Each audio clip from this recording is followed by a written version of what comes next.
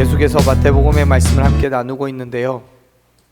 예수님께서 겟세마네 동산에서 대제사장들과 또 백성들의 장로들이 보낸 그 큰 무리들에게 사로잡힌 이후에 대제사장 가야바의 집으로 끌려가시죠. 그곳에서 모여있던 산헤드린 공회 회원들에 의해서 사형을 선고를 받고 이제 총독 빌라도에게 끌려갑니다.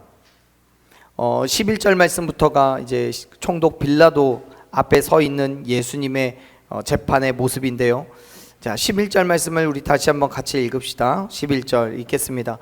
예수께서 총독 앞에 섰음에 총독이 물어 이르되 내가 유대인의 왕이냐?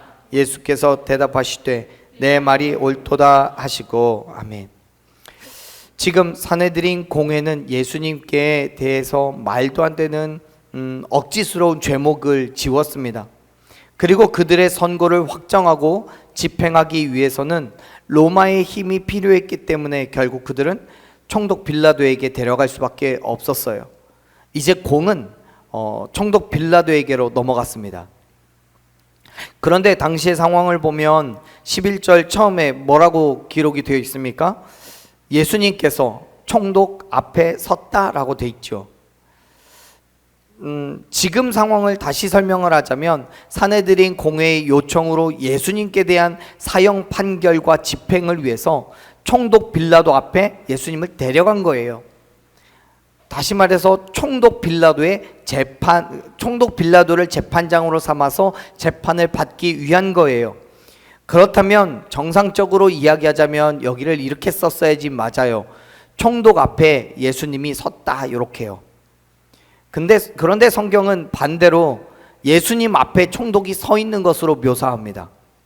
마치 재판을 받는 사람이 예수님이 아니라 총독인 것처럼요. 지금 성경을 기록하고 있는 마태는 예수님의 왕권에 대해서 가르쳐주고 있는 거예요. 다시 말해서 이 땅에 누구도 예수님을 정죄할 수 있는 사람이 없고 오히려 예수님으로부터 선악간의 심판을 받아야 된다는 것을 가르쳐주고 있습니다. 그렇습니다. 사랑하는 여러분, 우리는 하나님 앞에 선악간의 심판을 받아야 되는 그러한 존재입니다.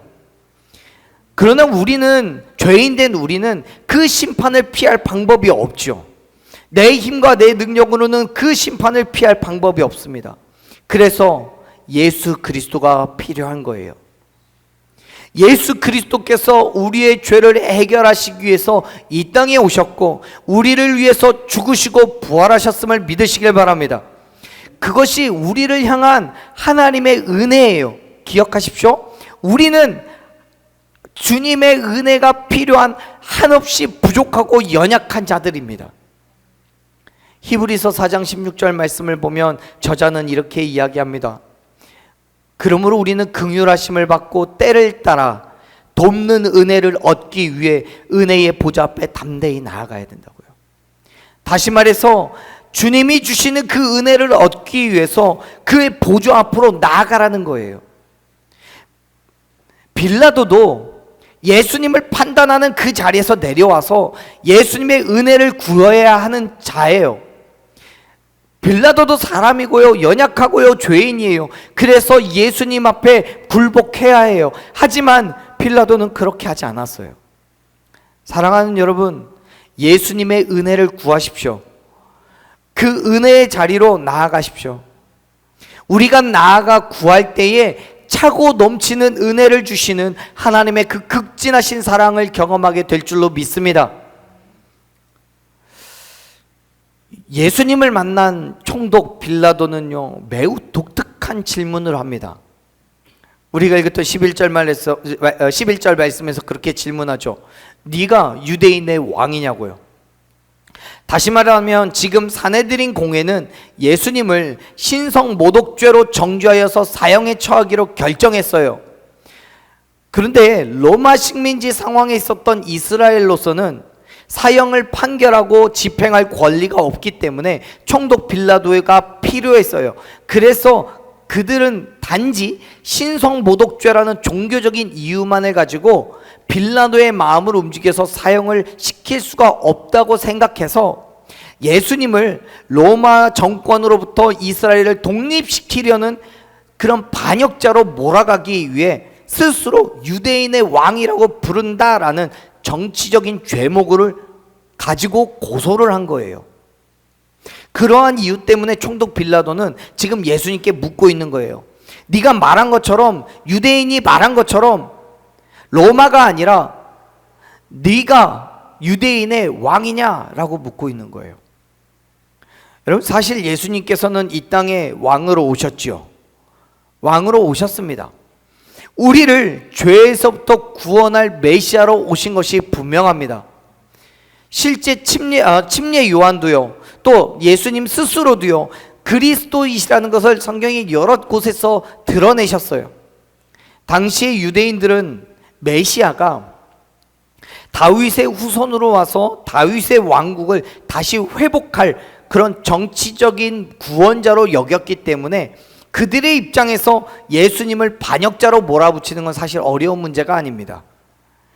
단지 총독 빌라도 앞에서 그가 유대인의 왕이라고 했다는 그 한마디, 그거면 충분했어요. 그러한 총독 빌라도의 질문에 예수님께서 뭐라고 대답하십니까? 11절에서 네 말이 옳도다라고 얘기죠. 빌라도의 질문 그대로 예수님께서는 자신이 유대인의 왕이라는 것을 확증하셨어요. 물론 빌라도의 질문은 예수님께서 유대인들이 고발한 것 같이 정치적인 왕이냐라고 물었을 거예요. 하지만 예수님께서는 이 땅의 세속적인 의미에서의 왕이 아니라 만유의 창조주되시며 주인이 되신 분, 하나님의 나라에서의 왕이 되신다는 것을 지금 이야기하고 계시는 거죠. 네 말이 옳도다라고 번역한 헬라어는요, 네가 말하고 있는 그대로이다 라고 번역이 가능합니다. 즉 당신이 유대인의 왕이라는 사실을 빌라도의 입을 빌려서 강하게 시인하고 있는 거예요. 그렇습니다. 사랑하는 여러분, 앞에서도 잠깐 말씀드렸지만 예수님께서는 이 땅에 왕으로 오신 줄로 믿습니다. 이 땅의 모든 만물을 창조하시고 다스리시는 진정한 왕으로 오셨습니다. 할렐루야. 예수님께서 만물의 왕이시라는 건 그가 천지 만물을 지으셨을 뿐만 아니라 다스리시기도 한다는 거예요. 그리고 그 사실은 저와 여러분의 생사화복까지도 주관하시는 분이라는 것을 증명하는 말입니다. 사랑하는 여러분, 예수님은 유대인의 왕으로 오셨습니다. 아니, 유대인뿐만 아니라 이 시대의 모든 인류의 왕으로 오셨음을 여러분 믿으시길 바랍니다. 그 말은, 우리가 그 사실을 인정한다는 것은 우리가 예수 그리스도 앞에 굴복하고 그의 다스리심을 받아야 된다는 뜻이에요. 왜요? 예수님이 우리의 뭐니까요? 왕이시니까요. 예수님께서 우리의 왕으로서 우리의 보좌에 앉아 계실 때 그 안에서 모든 죄의 속박에서부터 우리가 구원함을 얻게 될 줄을 믿으시길 바랍니다. 보세요. 골로새서 1장 13절 14절 말씀을 보면요, 바울은 예수님이 우리의 왕이실 때 얻는 은혜를 이렇게 이야기합니다. 13절 14절 말씀이요.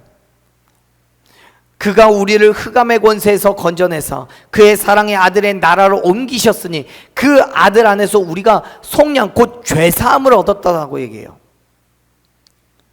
즉 하나님께서 우리를 죄와 사망에서부터 건져내서 하나님께서 사랑하시는 그 아들, 하나님께서 사랑하는 아들의 나라로 옮겨주셨는데, 그 아들, 즉 예수 그리스도 안에서 우리가 뭘 얻어요?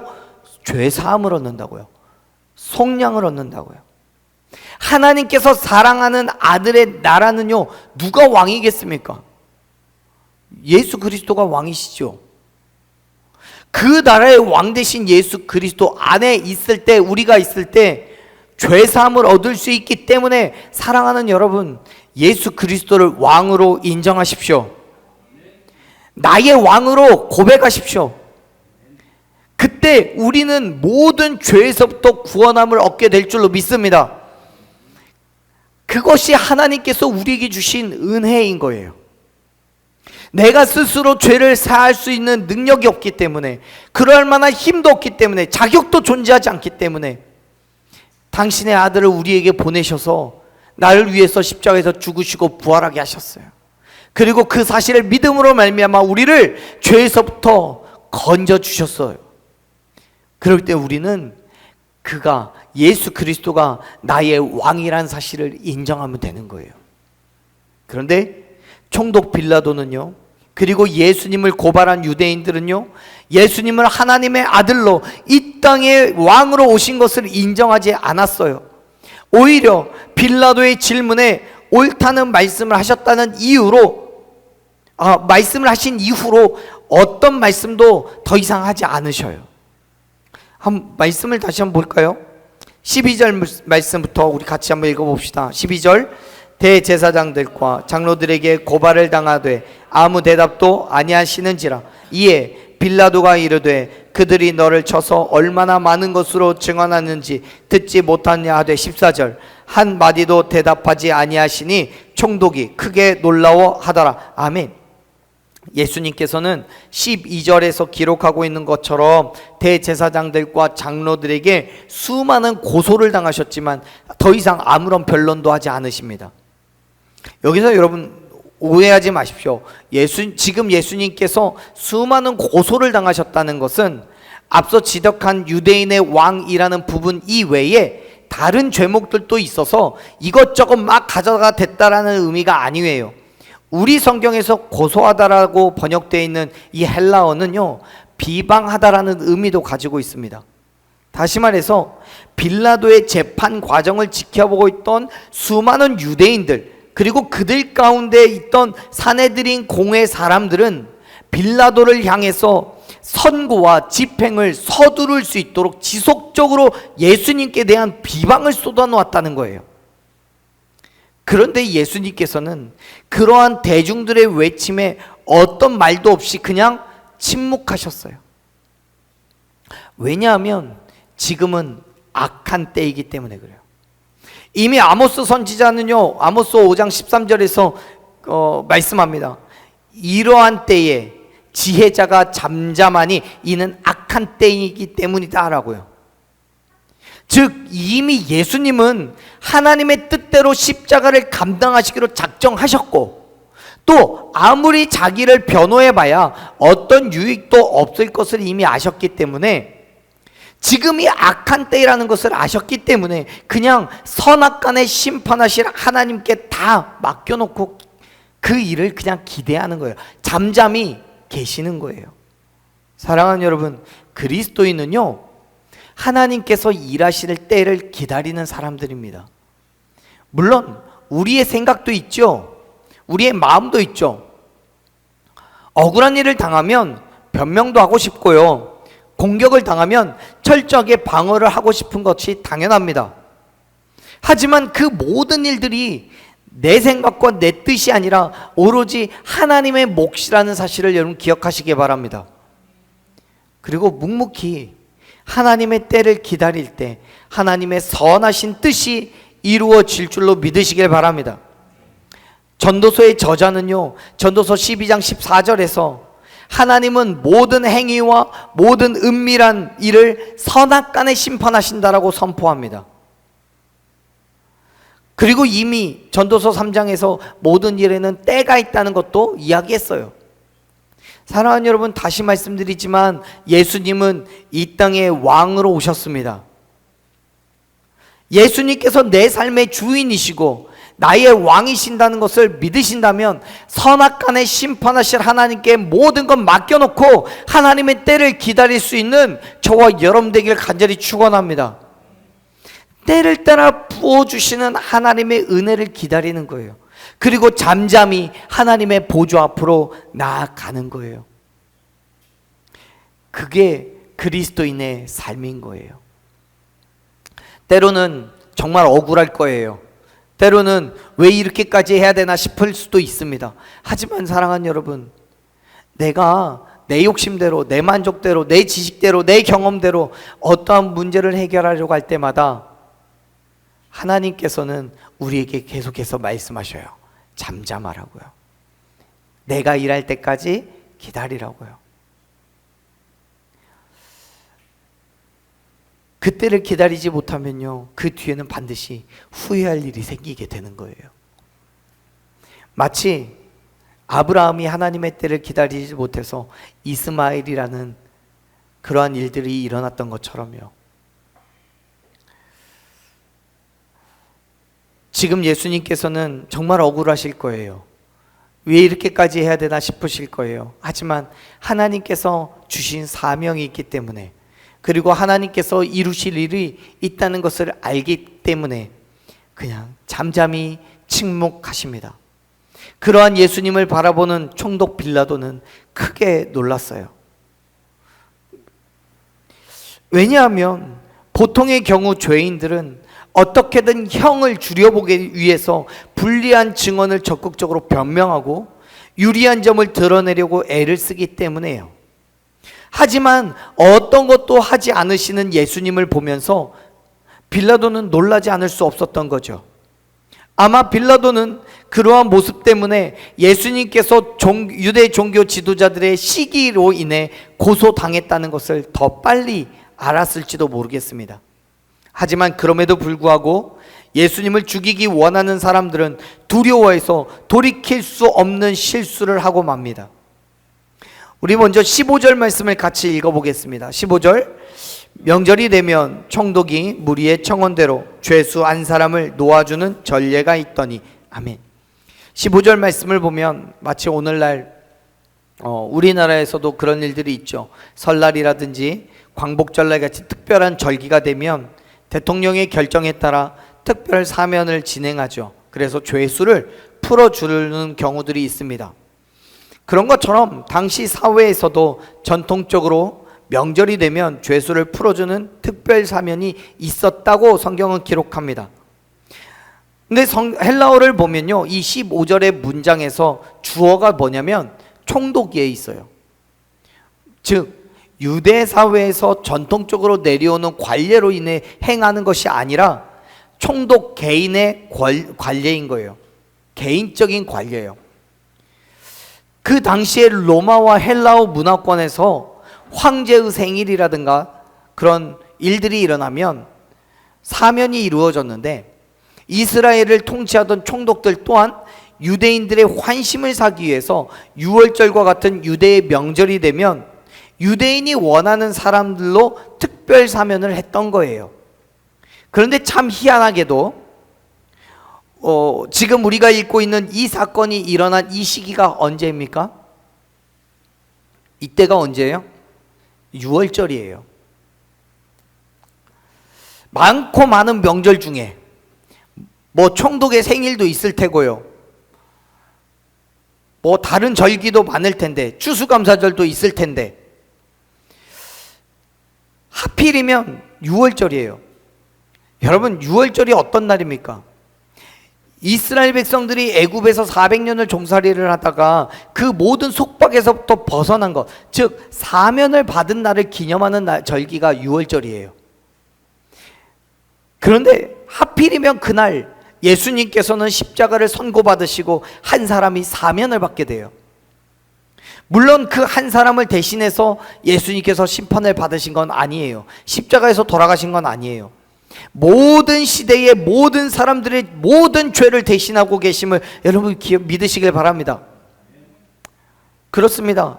사랑하는 여러분, 예수님께서는 저와 여러분의 죄를 속박에서부터 사면시키시기 위해서 홀로 심판을 감당하셨어요. 바라바처럼 죽을 수밖에 없는 나를 대신해서 예수님은 십자가에서 죽으신 거예요. 바울이 로마서 3장 25절에서 하나님이 예수님의 피로써 믿음으로 말미암아 화목 제물로 세우셨다라고 말씀하신 것과 같이 예수님께서 6월절의 어린 양으로 우리의 죄를 당신의 그 몸으로 대속하셨어요. 그렇게 예수님께서는 하나님과 우리 사이에 영원한 화목 제물이 되셨어요. 그 사실을 믿음으로 말미암아 우리는 어떻게 됐어요? 사명에서부터 생명으로 옮겨진 줄로 믿으시길 바랍니다. 빌라도는 예수님을 재판하는 그 자리에 모여있던 관중들을 향해서 물었어요. 17절 말씀 읽어봅시다. 그들이 모였을 때에 빌라도가 물어 이르되 너희는 내가 누구를 너희에게 놓아주기를 원하느냐, 바라바냐 그리스도라 하는 예수냐 하니. 아멘. 빌라도는 6월절 절기를 맞이해서 유대인들이 원하는 한 사람을 놓아주기 위해 그 사람이 놓아주기를 원하는 사람이 바라바인지 아니면 예수님인지를 묻고 있는 거예요. 그런데 이 바라바에 대해서 16절에서는 뭐라고 표현을 하고 있냐면 유명한 죄수라고 말해요. 유명한 죄수요. 그런데 같은 사건을 기록하고 있는 마가복음이나 누가복음을 보면 이 바라바가 밀란을 일으키고 살인을 저질러서 체포된 사람이래요. 즉 이 사람이야말로, 이 바라바야말로 로마에 대항하여서 반역을 일으킨 사람이에요. 사람도 죽였어요. 그렇기 때문에 이 사람이 십자가에서 죽어야만 하는 거예요. 빌라도는요 이미 예수님의 무죄함을 알고 있었어요. 그래서 18절 말씀을 보면 그렇게 얘기하잖아요. 그가 그들의 시기로 예수를 넘겨준 줄 알미라고요. 예수님이 유대인들의 시기로 지금 재판에 넘겨준 줄을 알고 있는 거예요. 그래서 나름대로 예수님을 놓아주려고 노력을 하고 있었던 모양이에요. 그동안 예수님께서 행하신 기적, 말씀의 능력, 이런 것들을 소문을 통해서 들었기 때문이기도 해요. 또 그의 아내조차도 예수님을 풀어줘야 된다라고 말하고 있잖아요. 19절 말씀 보면 그렇게 얘기해요. 19절 말씀 읽어볼게요. 읽습니다. 총독이 재판석에 앉았을 때에 저 옳은 사람에게 아무 상관도 하지 마옵소서. 오늘 꿈에 내가 그 사람으로 인하여 애를 많이 태웠나이다 하더라. 아멘. 예수님께서 겟세마네 동산에서 잡히시고 사내들인 공회에서 정죄를 받으실 그 무렵이었을 거예요. 한밤중에 빌라도의 아내가 잠을 자고 있을 때에 꿈을 꾸었는데 그 내용은 모르겠지만 꿈속에서 예수님 때문에 꽤 많이 힘들었던 것 같아요. 그래서 빌라도에게 예수님에 대해서는 상관하지 말라고 얘기해요. 예수님을 재판하지 말라는 거예요. 그냥 석방하는 것이 어떻겠냐라고 그렇게 얘기해요. 빌라도도 그렇게 생각했기 때문에 군중들에게 선택을 맡기면 그게 충분히 가능하리라고 예상을 하고 물었어요. 그런데 빌라도의 예상은 빗나갑니다. 사람들은 예수님이 아닌 바라바를 놓아주라고 요청해요. 21절 말씀 읽어볼까요? 21절 읽습니다. 총독이 대답하여 이르되 둘 중에 누구를 너희에게 놓아주기를 원하느냐? 이르되 바라바로소이다. 아멘.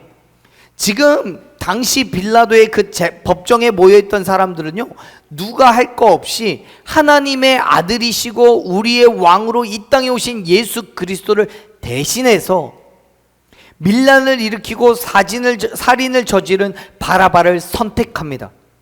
어쩌면 로마로부터의 정치적인 해방을 갈망했기 때문에 바라바를 앞세워서 로마의 지배로부터 벗어나고 싶었는지도 모르겠어요. 그래서 20절을 보면 이미 사내들인 공회 사람들은요 군중들 틈에 끼어서 바라바를 선택하도록 바람을 잡을 계획도 다 세워놓고 그대로 행합니다. 그리고 빌라도가 누구를 선택한 것인지를 물었을 때 그들은 주저하지 않고 예수님을 죽이라고 소리를 질러요. 빌라도는 예수님께 대해서 어떤 악함도 발견하지 못했습니다. 23절 말씀 보십시오. 23절 읽습니다. 빌라도가 이르되 어찌미냐 무슨 악한 일을 하였느냐. 그들이 더욱 소리질러 이르되 십자가에 못 박혀야 하겠나이다 하는지라. 아멘. 어떤 악함도 발견하지 못한 빌라도는 어떻게 해서든지 예수님을 풀어주고 싶었지만 유대인들이 반란을 일으킬까 두려운 나머지 그들의 말을 들을 수밖에 없었습니다. 빌라도는 예수님을 정죄받는 것과 자기의 결정은 무관하다는 의미로 사람들이 보는 앞에서 물에 손을 씻었어요. 물론 그렇다고 해서 그가 예수님의 죽음과 결코 무관할 수는 없습니다. 그는 예수님을 대신해 유대인을 선택한 거예요. 그리고 유대인들은 예수님을 대신해서 바라바를 선택했고 뿐만 아니라 자기들의 죄도 선택했습니다. 25절 말씀을 보면 그렇게 써 있어요. 25절 읽어봅니다. 백성이 다 대답하여 이르되 그 피를 우리와 우리 자손에게 돌릴지어다 하거늘. 당시의 군중들은 예수님을 죽인 책임을 그들 스스로 또 그들의 후손들에게 돌리라고 외칩니다. 그래도 좋으니까 예수님을 십자가에 못 박으라고 얘기합니다. 지금 이 사람들은 예수님을 대신해서 살인을 저지른 바라바를 선택한 거예요. 그 결과 유대민족은 여러 차례 무장투쟁으로 인해서 친로마 성향의 유대인들을 죽이고 급기야 AD 70년에 로마와 전쟁을 벌이다가 100만 명이 넘는 사람이 죽게 됩니다. 성전도 당연히 무너지고요. 지금 남아있는 것은 성전의 한쪽 벽밖에 없습니다. 그곳이 지금 이스라엘에 있는 통곡의 벽이라는 것이에요. 많은 사람들이요 전 세계로 뿔뿔이 흩어지는 비극을 경험하게 됩니다. 그들이 예수님이 아닌 바라바를 선택했기 때문에 벌어진 일이었어요. 사랑하는 여러분, 지금도 우리는 바라바와 예수님 사이에서 선택해야 되는 상황이 꽤 많이 있습니다. 다시 말해서 세상의 논리와 하나님의 선함 가운데 선택을 해야 될 때가 있다는 거예요. 세상의 논리로 따르자면 이 땅에서는 내 생각, 내 뜻을 이룰 수 있어요. 내 만족과 내 유익을 얻을 수 있어요. 그러나 그게 전부예요. 하나님을 선택하면 비록 이 땅에서는 힘들고 손해보고 어렵고 때로는 실패도 경험하겠지만 사랑하는 여러분, 결국엔 하늘의 소망을 얻게 되는 줄로 믿으시길 바랍니다. 하나님께서 주시는 참된 기쁨과 위로와 평안이 우리에게 주어지는 거예요. 인간의 연약함이 그렇게 세상의 논리와 하나님의 선함 가운데서 선택을 해야 될 때마다 세상을 따라가려고 합니다. 하나님을 따라가면 힘들 게 뻔하니까요. 손해볼 게 눈에 보이니까요. 사랑하는 여러분, 하나님께서 우리에게 부여주시겠다 약속하신 그 은혜를 기대하시기를 바랍니다. 우리에게 주시겠다 약속하신 참된 기쁨과 위로와 평안을 믿으시길 바랍니다. 그 믿음으로 우리는 아무런 머뭇거림도 없이 오히려 하나님의 은혜를 기대하며 예수 그리스도를 선택해야 될 줄로 믿습니다. 그 믿음의 삶을 살아내십시오. 예수님과 같이 하나님께서 주신 그 사명에 순종을 다하여 정말 십자가라도 기꺼이 짊어지게 나란 그 믿음의 결단으로 나아가십시오. 그 말씀에 순종하면서 하루하루를 하나님의 백성으로 살아낼 때에 정말 우리는 세상에서는 기대할 수 없는 참된 만족과 위로와 평안을, 무엇보다도 죄와 죽음에서부터 생명을 주시는 하나님을 경험하게 될 줄로 믿습니다. 하나님의 백성된 삶을 살아내는 저와 여러분이 되기를 간절히 축원합니다.